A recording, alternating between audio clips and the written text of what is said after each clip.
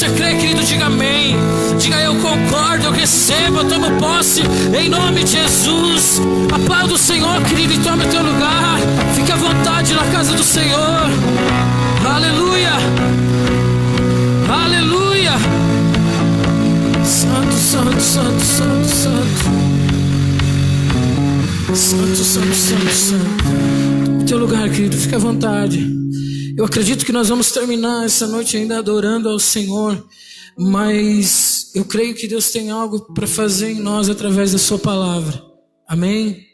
Quero dizer primeiramente que é uma honra estar aqui, querido, colaborando com o projeto que Deus deu, então, a essa casa, através da vida dos jovens.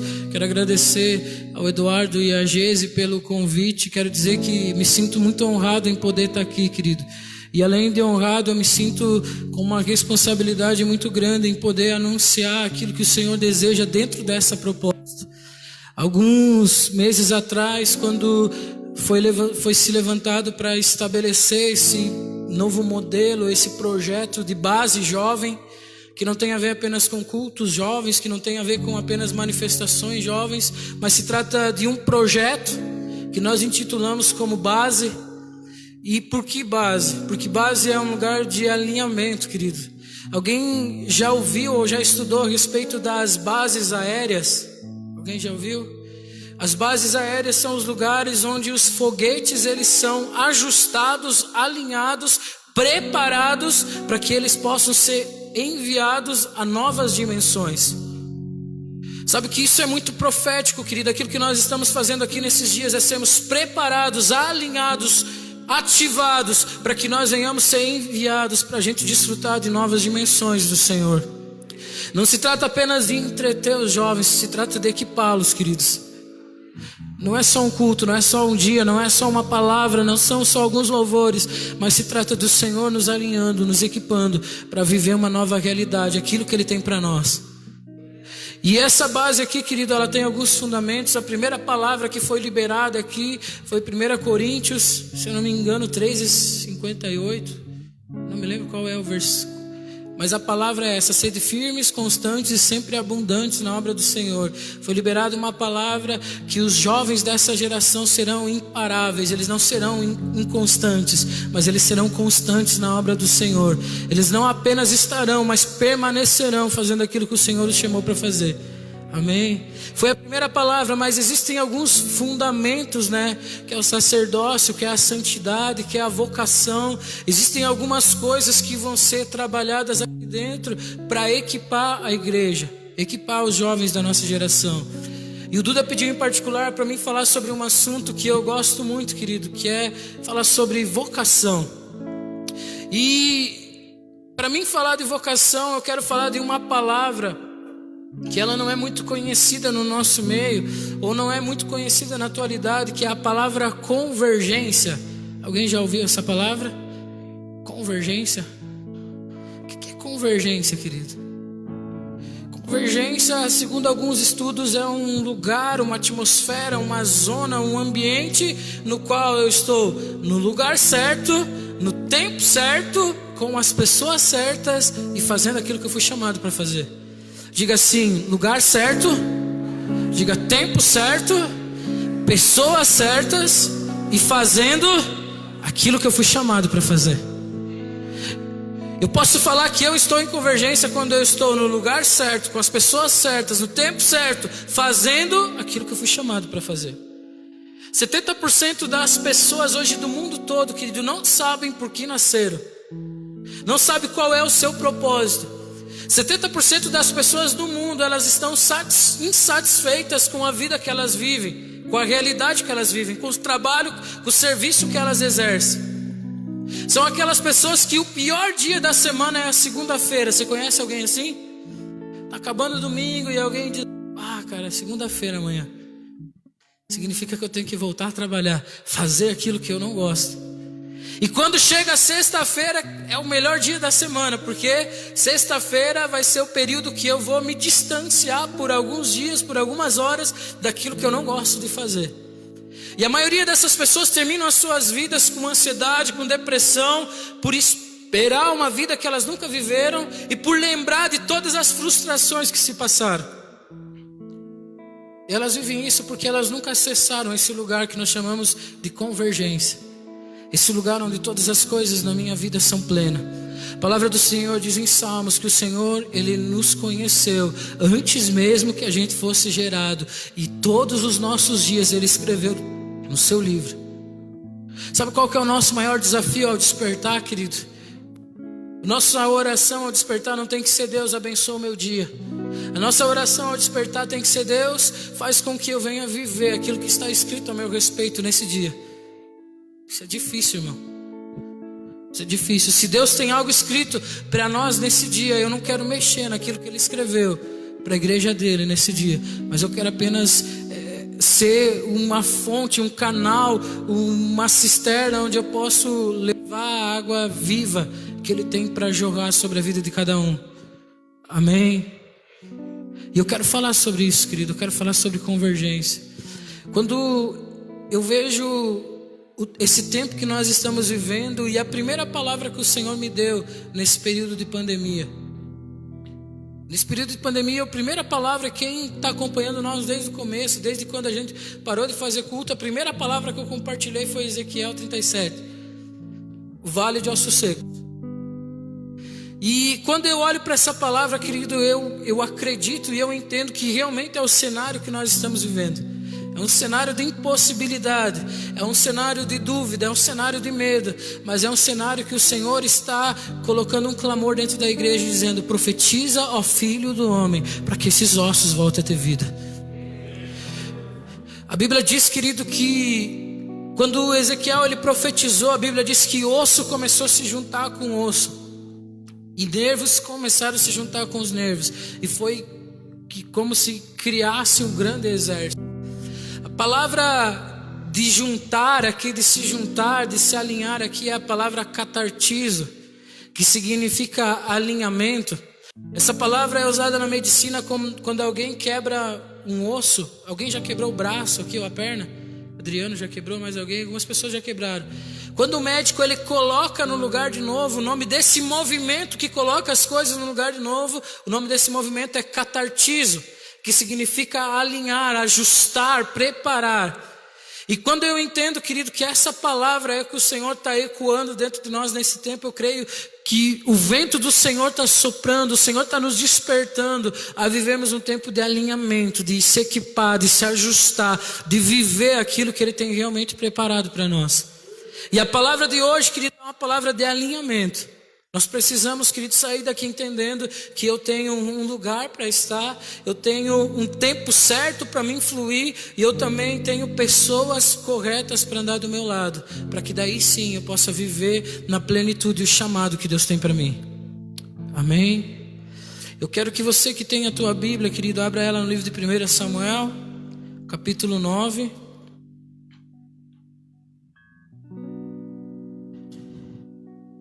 Eu quero contar a história de duas figuras bíblicas, e eu quero falar de alguém que não cumpriu com o seu propósito, alguém que não viveu o seu destino, aquilo que Deus tinha para ele, e de contrapartida eu quero falar de outro homem que viveu na plenitude aquilo que Deus tinha para ele, e o que fez a diferença. 1 Samuel capítulo 9, versículo 1 em diante, a palavra do Senhor diz assim: e havia um homem de Benjamim, cujo nome era Quis, filho de Abiel, filho de Zeror, filho de Becorate, filho de Afias, filho de um homem de Benjamim, varão alentado em força. Este tinha um filho cujo nome era Saul. Diga Saul. Diga mais alto, Saul. Jovem e tão belo que entre os filhos de Israel não havia outro homem mais belo do que ele. Desde os ombros para cima sobressaía a todo o povo. Eu vou parar aqui. Aqui, querido, traz a biografia ou as características de um homem chamado Saul. 1 Samuel capítulo 9 conta a história de um homem chamado Saul. A Bíblia diz que ele era o mais alto, o mais belo entre todos que tinha ali. E a Bíblia diz que da sua altura, dos mais altos, eles pegavam nos seus ombros, dos ombros ele se sobressaía a todos. E quando a palavra do Senhor ela fala em ombro, querido, nós nós temos algo que eu não gosto de falar essa palavra, mas eu vou usar, que a teologia chama da lei da primeira menção. Alguém já ouviu falar disso? A primeira vez que uma palavra aparece na Bíblia e o porquê que ela aparece. E a primeira vez que a palavra ombro aparece na Bíblia, e todas as vezes que a palavra ombro aparece na Bíblia, ela traz uma conotação de governo. Amém? Isaías capítulo 9 diz que a profecia a respeito de Jesus diz assim: eis que o menino nasceu e o governo estava sobre os seus ombros. E quando a palavra do Senhor diz assim que ele era elevado entre os ombros, entre todos, a Bíblia está falando de um potencial que ele tinha, de uma vocação que ele tinha para governar, e não estava falando apenas que ele tinha uma capacidade de governar, como que ele era acima da média. Ele tinha um potencial acima da média. Eu acredito que se a gente olhar para os nossos grupos de convívio, a gente vai encontrar algumas pessoas que elas são acima da média em algumas áreas. Sim ou não? Sim. Eu conheço muitas pessoas que são acima da média. Pessoas que naquilo que fazem não são apenas boas, mas são as melhores naquilo que fazem. São acima da média. Existem algumas pessoas que sabem fazer muitas coisas, mas uma delas ela não faz bem. Agora tem algumas pessoas que fazem uma coisa só, mas se outra pessoa fazer igual não se compara, porque essa pessoa é acima da média. E quando a palavra do Senhor ela fala da vida de Saul, está falando de um chamado para governar. Havia uma vocação, havia um chamado de Deus para que ele pudesse governar. Existia algo que o Senhor colocou dentro dele, que era só dele, e era uma graça para governar, e era acima da média. Ou seja, o chamado de Saul era estar no palácio, governando. E naquele tempo, querido, havia um clamor de todo o povo na expectativa de um rei. E quando Deus ele olha para a terra procurando alguém para ocupar esse lugar, para responder ao clamor do povo, a primeira pessoa que Deus olha é Saul. Porque ele não apenas tinha capacidade de governar, mas ele era acima da média. Olha para a pessoa que está do teu lado, os teus olhos não estão tapados, querido. Olha dos pés à cabeça, assim como se estivesse julgando ela. Talvez você olhar para ela, você não entenda o tamanho do valor, o tamanho da graça, ou o tamanho da vocação que essa pessoa tem no Senhor. Talvez nem mesmo ela saiba. Mas Saul, ele foi chamado para governar. Ele tinha um potencial acima da média. Mas deixa eu falar uma coisa para você, querido. Muito mais do que você entender para que você foi chamado, e muito mais do que você entender para onde você está indo, você precisa saber quem são as pessoas que Deus separou para andar contigo. Vou repetir. Muito mais do que você saber que você é bom em algo, que você tem um chamado de Deus, que você tem um destino profético, muito mais do que você saber aonde você tem que chegar, é você entender quem são as pessoas certas que Deus colocou para andar com você. Quando nós encontramos a nossa família, nós encontramos o nosso destino. Eu vou repetir.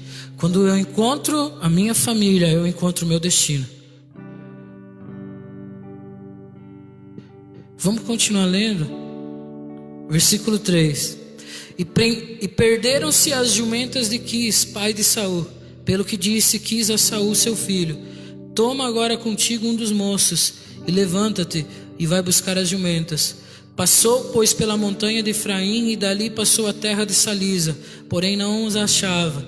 Depois passaram a terra de Salaim, porém tão pouco estava ali. Também passou a terra de Benjamim, porém tão pouco as acharam. Vindo eles então à terra de Zuf, Saul disse para o seu moço, com quem ele ia: vem e voltamos, para que porventura meu pai não deixe de inquietar-se pelas jumentas e se aflija por causa de nós. Porém ele lhe disse: eis que há nessa cidade um homem de Deus, o homem honrado. Tudo quanto diz sucede assim infalivelmente. Vamos-nos agora lá, porventura nos mostrará o caminho que devemos seguir. Então Saul disse ao seu moço: eis, porém, se lá formos, que levaremos então aquele homem? Porque pão dos nossos alforjes se acabou, e presente nenhum temos que levar ao homem de Deus. Que temos? E o moço tornou a responder a Saul e disse: eis que ainda se acha na minha mão um quarto de ciclo de prata, o qual darei ao homem de Deus para que nos mostre o caminho. Versículo 9: antigamente em Israel, indo qualquer um consultar a Deus, dizia assim: vinde e vamos ao vidente, porque ao profeta de hoje antigamente se chamava vidente. Então disse Saul ao moço: bem dizes, vem, pois vamos. E foram à cidade onde estava o homem de Deus. E subindo eles pela subida da cidade, acharam umas moças que saíram a tirar água. E disse-lhes: estás cá o vidente? E elas responderam e disseram: sim. Eis aqui o tens diante de ti.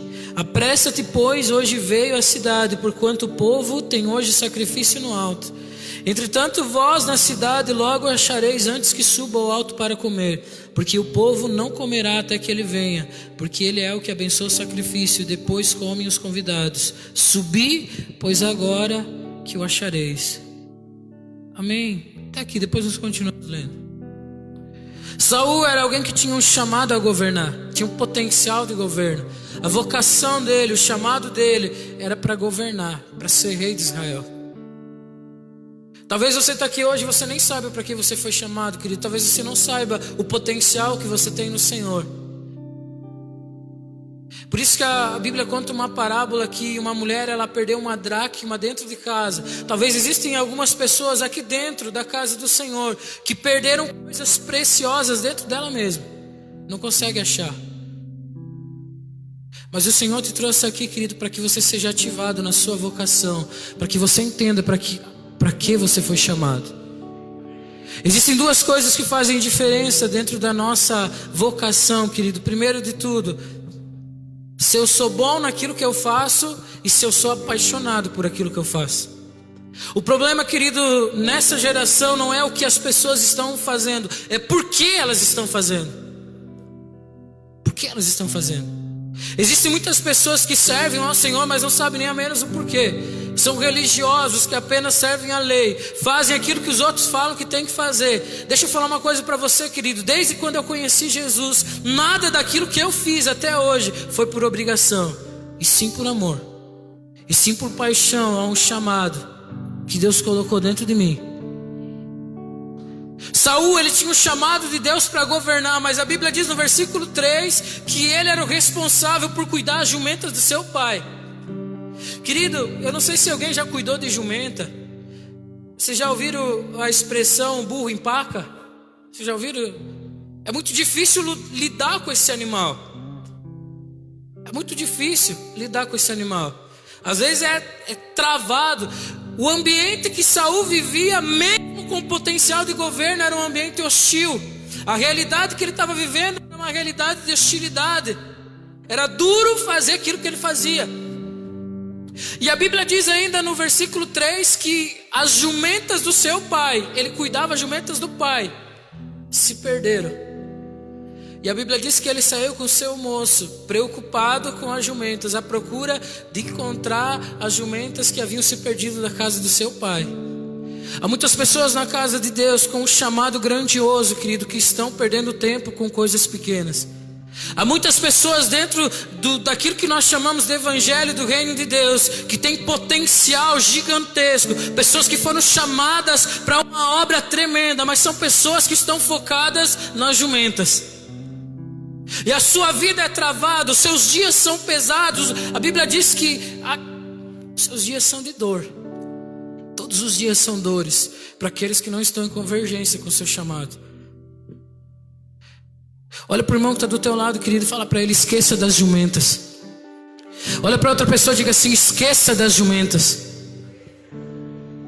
Nós estamos contando a história de um homem que tinha um potencial para governar, mas toda a sua vida até ali ele tinha gastado em prol das jumentas do seu pai. Ele estava vivendo uma realidade que não era dele. Ele estava vivendo uma vida que não era dele. Deixa eu te falar uma coisa, querido. Se existe uma palavra que define fracasso, é você ser bem sucedido naquilo que você não foi chamado para fazer. Isso é fracasso. Uma pessoa fracassada é aquela pessoa que é bem sucedida naquilo que não foi chamado para fazer. Saul, com grande potencial, chamado por Deus, mas estava distraído com as jumentas. E a Bíblia diz que eles saíram dias procurando as jumentas, gastaram dias procurando. E a Bíblia diz que, não encontrando, Saul decide voltar para casa, porque agora ele pensou: daqui a pouco meu pai Ao invés de estar preocupado com as jumentas, vai começar a se preocupar com nós. Então vamos e voltamos para casa.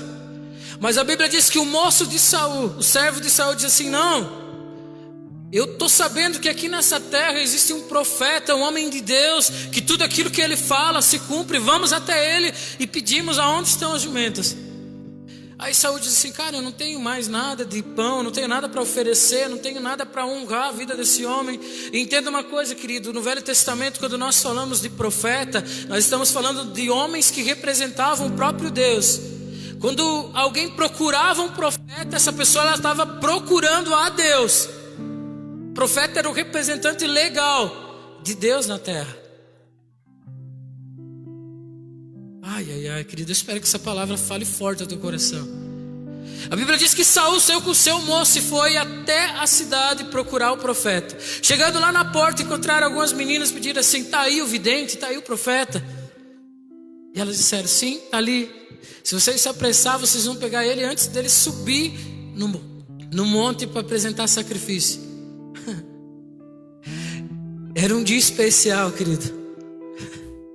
Saul, ele tinha um chamado de Deus e ele estava no tempo certo, no lugar que ele deveria estar. Existe um tempo certo para você fluir, querido, e existe um lugar que é preparado só para você e para tua casa.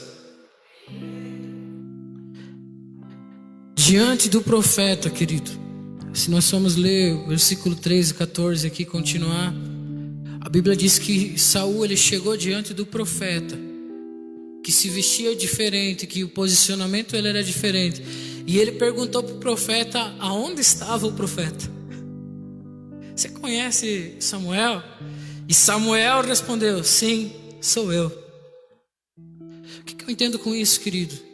Que quando nós estamos inseridos num ambiente de hostilidade, quando nós não estamos fazendo aquilo que nós somos chamados para fazer, quando nós estamos preocupados apenas com as jumentas, com as pequenas coisas do dia a dia, nós não conseguimos ver aquilo que Deus está fazendo na nossa frente. Entenda uma coisa, querido, que tudo aquilo que Saul esperava de Deus era que Deus suprisse a sua necessidade momentânea. E tudo aquilo que Deus tinha para a vida de Saul era revelar o propósito eterno que Deus tinha para ele e para toda aquela nação. Deixa eu te falar uma coisa, querido, enquanto você está preocupado com as tuas coisas, existe um Deus que quer te despertar para que você venha ver aquilo que está acontecendo ao teu redor. Sabe que nas eleições passadas para presidente, querido, eu estava indo jogar futebol em Xanxerê. E eu nunca me esqueço desse dia, querido, que eu peguei um cruzamento e quando eu fui atravessar, eu tive que esperar toda uma carreata passar.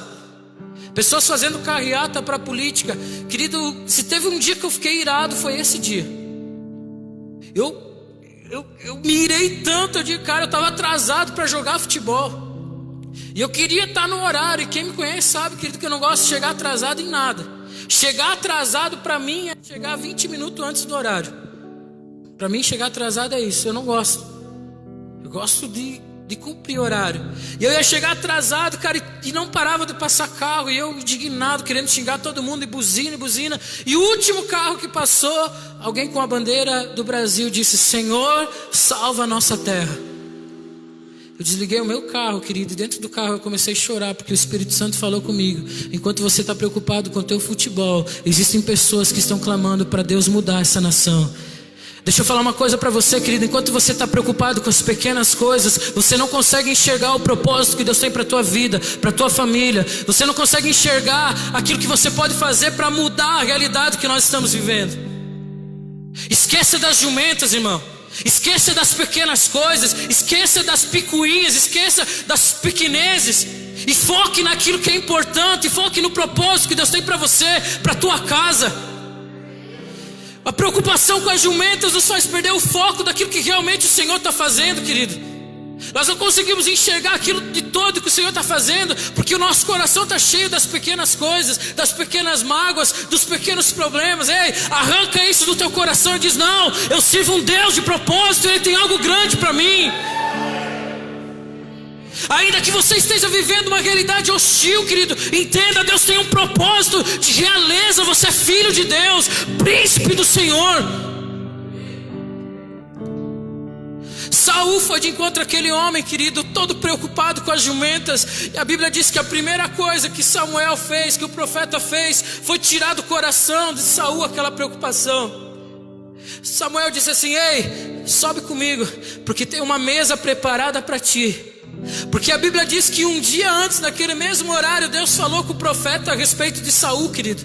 E Deus disse assim: ei, amanhã nesse horário vai vir um homem benjamita chamado Saul. Você ungirá esse homem como rei. Enquanto nós estamos preocupados com as pequenas coisas, Deus está planejando o nosso futuro, querido. Existe uma palavra de Deus para você. Existem homens e mulheres de Deus que estão intercedendo pela tua vida, e o Senhor está revelando coisas a respeito de ti. O profeta diz assim: ei, vamos e subamos, tem uma mesa preparada para ti. E eu acredito até que Saul já ia falar: mas as jumentas, diz assim: quantas jumentas do teu pai? Não te preocupa, porque elas já foram encontradas. Deus está falando para ele, querido. Deus estava falando para ele assim: ei, para de se preocupar com as pequenas coisas. Tem um lugar que é teu, é lá em cima, é lá no alto. Existe um tempo certo para você, querido. Existe um lugar certo para você. Saul subiu, e a Bíblia diz que foi servida a coxa do cordeiro para ele. A melhor parte era comida real, porque o chamado dele era real. A dieta dele também precisava ser real. O chamado dele era para governar, o chamado era de governo, então a dieta dele também era de governo. Deixa eu liberar uma palavra sobre a tua vida. Segundo o teu chamado vai ser a tua dieta, querido. Tu não vai mais se alimentar com qualquer coisa. Você não vai mais gastar tempo com qualquer coisa. A partir de hoje você vai gastar tempo, você vai ir atrás daquilo que faz parte do teu chamado. Lembra que Saul, ele subiu no monte sem um pedaço de pão no bolso, e aquilo que Deus tinha para ele era a coxa do cordeiro, comida real. A melhor parte do banquete era de Saul, porque segundo o nosso chamado vai ser a nossa dieta. Ei, querido, te prepara, porque a partir de hoje a minha conversa com você não vai ser de amigo para amigo, não vai ser de pastor para membro. A partir de hoje a minha palavra com você vai ser de profeta para presidente, para governador, para príncipe, para princesa, para homem, para mulher de Deus. Porque a Bíblia do Senhor diz que o leitinho é dado para as crianças, irmão. Esse é o tempo de maturidade, esse é o tempo da gente crescer, esse é o tempo da gente perder tempo com as pequenas coisas e avançar para aquilo que Deus tem nos chamado a fazer. Segundo o nosso chamado vai ser a nossa comida, vai ser aquilo que vai ser impartido sobre as nossas vidas. Ei, existe um tempo certo, existe um lugar certo, existe uma dieta para você. Mas acima de tudo, Deus prepara a tua vida, porque Ele tem uma palavra profética para ser liberada sobre ti. Depois que Samuel deu comida para Saul, ele liberou uma palavra para ele. Ele disse: tu serás príncipe, tu serás rei sobre essa terra. No momento que Deus tira do coração de Saul as jumentas, a palavra de propósito é liberada sobre a vida dele.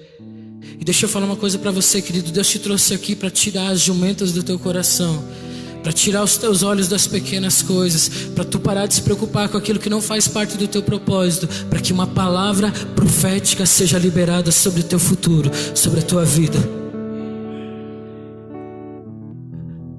Muito mais, querido, do que tu tá no lugar certo, do que tu tá no tempo certo, do que tu ter uma palavra do teu destino, é você se alinhar com a família que você tem para ti, que Deus tem para ti. Quando nós encontramos a nossa família, nós encontramos o nosso destino. Infelizmente eu estou narrando a história de um homem que não cumpriu com o seu propósito. O homem que não viveu na plenitude de tudo aquilo que Deus queria fazer na vida dele. Por quê? Se a gente continuar lendo no capítulo 10, e fica de tema de casa para vocês aí em casa, querido. Se a gente lê o capítulo 10, nós vemos que a palavra profética de Samuel para Saul alinhou ele com uma rota profética que Deus tinha para ele. Deus estabeleceu uma rota, um caminho por onde Saul devia andar. E ele diz assim: ei, tu vai primeiro no trono de Raquel, no túmulo de Raquel. Ali você vai encontrar alguns homens, e esses homens vão dar comida para você, vai dar mantimento para você. E depois dali você vai se encontrar com os profetas. Que era a tribo, a família que Deus tinha preparado para andar do lado de Saul. Sabe por que Saul não viveu a plenitude do chamado dele, da vocação dele? Porque ele não tinha potencial? Sim, ele tinha potencial. Porque ele não estava no lugar certo? Sim, ele estava no lugar certo. Porque não era o tempo? Era o tempo. Por que ele não viveu? Porque ele não se alinhou com as pessoas que ele deveria se alinhar. Eu sempre costumo usar, querido, de exemplo, Cristiano Ronaldo e Messi. Alguém ouviu falar? Os dois maiores jogadores dos últimos tempos. Os caras jogam muita bola.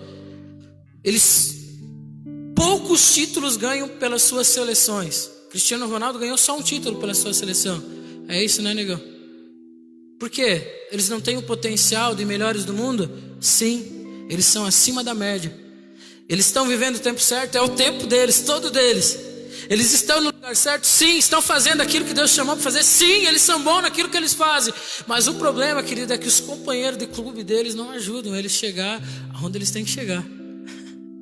Não é a mesma coisa. Ninguém consegue ganhar um jogo sozinho. Deixa eu falar uma coisa para você, querido. Deus não te chamou para viver uma vida solitária. O propósito que Deus te chamou para cumprir não é de alguém solitário. Ele é teu. Deus se manifesta no indivíduo, mas o propósito ele é coletivo, querido. Por 4 vezes Deus mandou profetas para andar com Saul, perdão. E as 4 vezes ele fugiu. O problema, querido, de Saul não cumprir com seu propósito foi que ele foi destituído do trono. Ele perdeu o reinado. A sua geração foi amaldiçoada. Nós vemos em alguns anos para frente que Mefibosete, que foi o único que sobrou da linhagem de Saul, ele era paralítico. Ele não conseguia se mover, ou seja, a geração futura de Saul, ela foi paralisada devido ao posicionamento dele. E Saul deixou o trono, deixando a nação com vários problemas. Ou seja, o ele não cumprir, não viver aquilo que Deus tinha para ele, o desalinhamento de Saul interferiu na vida dele, na família dele e também em toda a nação que estava em sua volta. O problema das nossas decisões, queridos, é que se elas afetassem só a nós, tudo bem. Mas o problema é que aquilo que eu decido viver hoje vai influenciar na minha geração, nos meus filhos, nos filhos dos meus filhos e nas pessoas que me cercam hoje. Saul não cumpriu com seu propósito. Mas eu não quero ficar aqui a noite toda falando de alguém que não cumpriu com seu propósito. Eu quero falar da posteridade de Saul, que foi um homem chamado Davi. Um homem com potencial extraordinário, no tempo certo, no lugar certo. Mas a cereja do bolo da vida de Davi foi que os profetas que Saul rejeitou foi os mesmos profetas que Davi abraçou. A família que Saul rejeitou foi a mesma família a família que Saul rejeitou foi a mesma família que Davi abraçou. A Bíblia diz que Davi tinha 10 profetas particulares que andavam com ele. Porque quando eu encontro a minha família, querido, eu encontro o meu destino.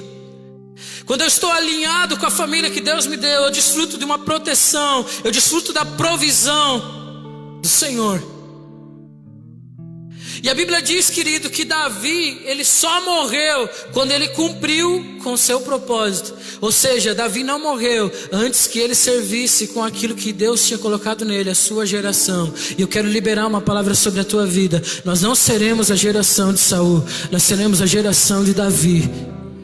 Nós não apenas anunciaremos aquilo que o Senhor tem, mas nós viveremos e cumpriremos com o nosso propósito. E eu quero liberar uma outra palavra. Se você está com medo dessa pandemia, eu quero liberar uma palavra sobre a tua vida. Você não vai morrer antes que os planos e a promessa do Senhor se cumpram na tua vida. Nós não somos homens e mulheres que apenas vamos contar a história de outros. Nós vamos viver a história que Deus tem para nós. Existem pessoas que Deus colocou para ser bênção na tua vida, querido. Eu quero terminar, querido, com 1 Samuel capítulo 19. Não precisa ler, eu vou narrar a história para você. Davi, ameaçado de morte por Saul, depois que foi ungido rei de Israel, Saul passou a perseguir a Davi. Até hoje é assim, queridos, os desalinhados ainda gastam muito tempo perseguindo os alinhados. Eu acredito que é assim na tua vida. Saul decidiu perseguir Davi para matar ele. E a Bíblia diz que Davi, respirando ameaças de morte de Saul, ele foi até a terra de Ramá, um lugar onde os profetas estavam profetizando.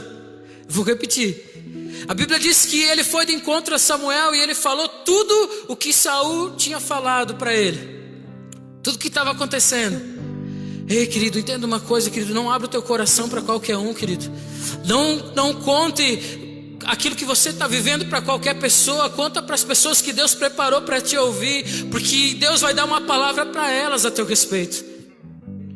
Davi fugiu para Ramá e ele contou a Samuel tudo o que ele estava vivendo. E a Bíblia diz que eles começaram a orar e a profetizar. Os profetas estavam fazendo aquilo que eles foram chamados a fazer. Eles estavam no ambiente da profecia, no ambiente profético. E a Bíblia diz que Saul, sabendo que Davi estava em Ramá, mandou seus soldados ir até lá para matar Davi. E a Bíblia diz que quando eles chegaram naquele ambiente, querido, quando eles chegaram naquele lugar, a Bíblia diz que aqueles homens que vieram matar Davi, eles passaram também a profetizar. Saul ficou sabendo, mandou uma segunda equipe. E os homens que foram para matar Davi, eles entraram naquele ambiente profético e eles começaram a profetizar. E um terceiro grupo de soldados Saul enviou para matar Davi. Eles chegaram naquele lugar. Quando eles entraram no ambiente profético, eles começaram a profetizar.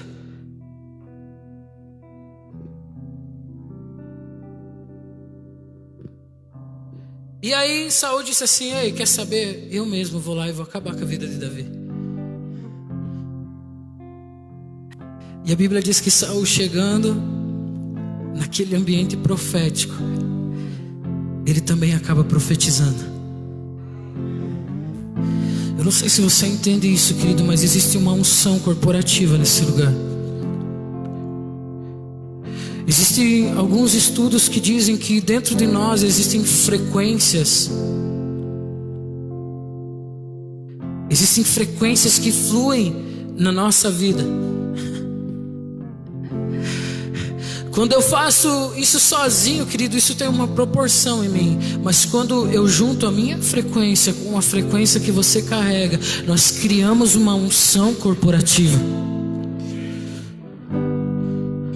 Existe uma unção corporativa nesse lugar, querido. O Senhor te trouxe aqui, querido, para te destravar quanto ao teu chamado, para que você lembre daquilo que Ele prometeu na tua vida. Existe algo que o Senhor colocou em ti que é só teu, querido.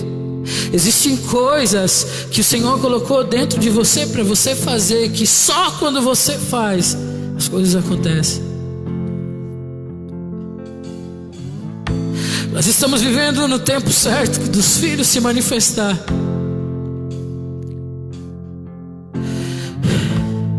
Existe uma dieta, uma comida, existe uma preparação, algo que foi separado para mim responder ao chamado que Deus me deu. Deus te trouxe aqui, querido, para que você mude a tua rota, para que você mude o teu foco, para que você entenda aquilo que você foi chamado a fazer e você responda a isso da melhor forma possível. Mas Deus te trouxe aqui para te alinhar com a tua família, com a tribo, com as pessoas que Deus preparou para andar com você.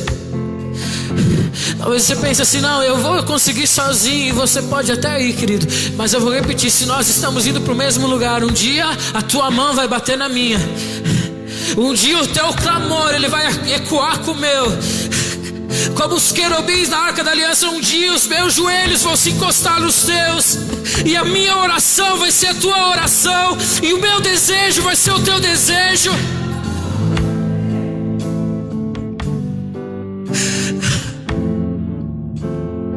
A primeira coisa que Deus quer fazer, querido, é restaurar o teu foco.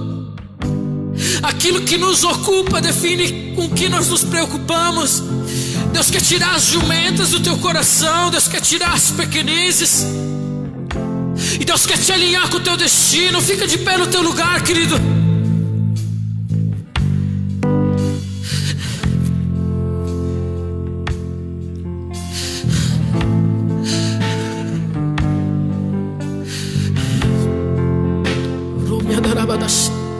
Quando Jeú se levanta para matar Jezabel, invadir a casa de Acabe, a Bíblia diz que Deus dá um carro de guerra para ele.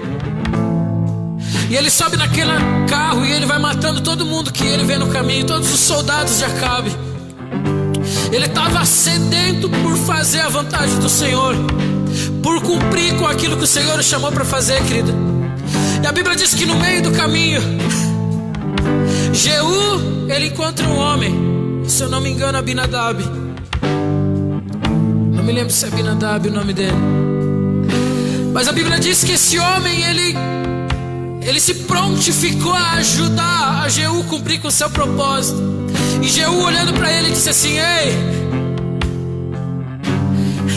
se o teu coração for para comigo, da mesma forma que o meu é para contigo, então você me dá a tua mão, suba aqui, nós vamos juntos destruir a casa de Jezabel.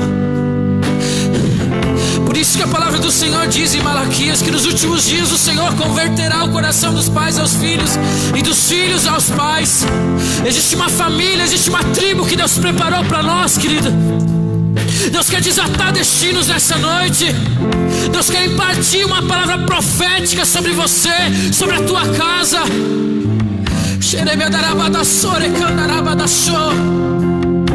Oh, Senhor, coloca tudo em ordem. Senhor, coloca tudo em ordem. Senhor, coloca.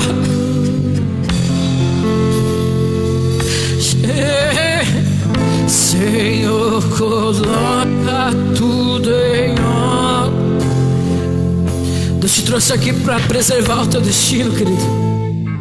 Se você entende essa palavra e se você é ministrado por ela, querido, talvez eu não sei qual a tua realidade, talvez a tua realidade seja da preocupação com as jumentas, ou talvez você não tenha clareza naquilo que Deus tem para ti. Talvez você nunca foi impartido por uma palavra profética. Querido, eu vou te convidar a você fazer algo. Qualquer coisa, se você quiser dobrar os seus joelhos, levantar as suas mãos, se você quiser vir ao altar, a única coisa que eu peço, se você vir ao altar, você dá um espaço suficiente do teu irmão. Mas se você deseja, querido, ser desatado, que o seu destino seja desatado, que os sonhos de Deus em ti sejam revelados, eu peço que você se mova de alguma forma.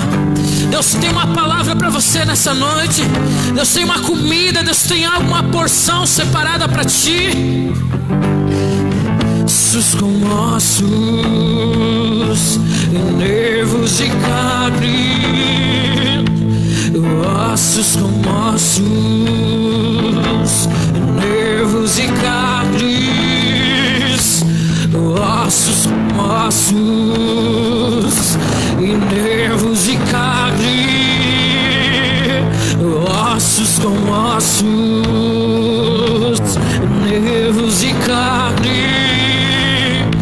E profetiza a vida sobre os ossos secos. Profetiza a vida sobre os ossos secos. Profetiza a vida sobre os ossos secos. Profetiza a vida sobre os ossos secos. Profetiza a vida sobre os ossos secos. Profetiza a vida sobre os ossos. Senhor, coloca tudo em ordem. Senhor, coloca tudo em ordem. Eu oro pelos teus filhos, Pai. Quanto às jumentas de seus pais, quanto às preocupações do dia a dia, eu declaro, Senhor, que a sua mão adentra cada coração que está aqui, Pai, e arranca toda a preocupação, toda a ansiedade. Em nome de Jesus, eu declaro, Senhor, em nome de Jesus, a restauração do foco. Que os teus filhos possam te ver como tu és, que eles possam entender os seus planos. E como a tua palavra diz que os teus planos são maiores do que os nossos, os teus pensamentos bem maiores do que eles.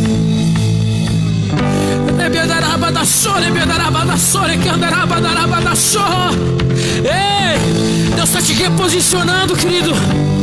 Existem algumas pessoas que Deus está mostrando uma nova dieta, Deus está mostrando uma nova cultura, uma nova forma de busca, uma nova forma de se alimentar no Senhor. Ei, Senhor, coloca tudo em ordem. Ora, Badaxê, brada em alta voz o exército. Brada em alta voz o exército. Senhor, coloca tudo em... Eu declaro, Pai, catatizo. Eu declaro alinhamento sobre a tua igreja. Eu declaro, Senhor, em nome de Jesus, que o Senhor alinha os teus filhos com o propósito que o Senhor tem para cada um. Eu declaro, Senhor, em nome de Jesus, que destinos são desatados nessa hora. Em nome de Jesus, eu declaro que a nossa geração não apenas contará a história, mas todas essas coisas acontecerão e não passará a nossa geração. Oh, oh, sim, sim, sim, sim, sim, sim.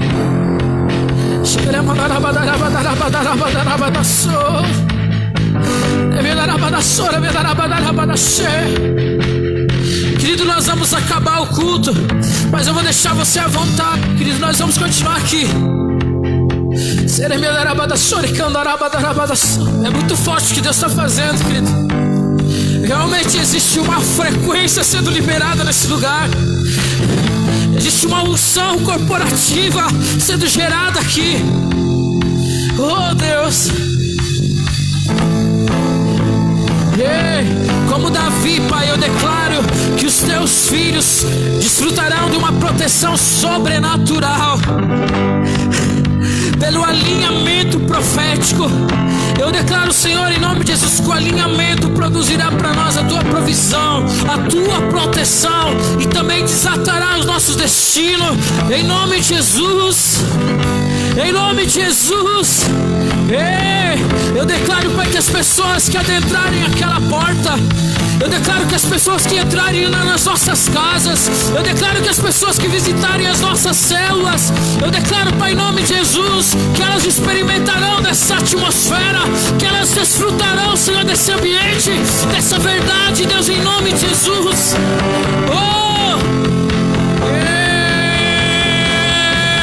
Senhor, coloca tudo em ordem. Senhor, coloca tudo em ordem. Senhor, coloca tudo em ordem. Senhor, coloca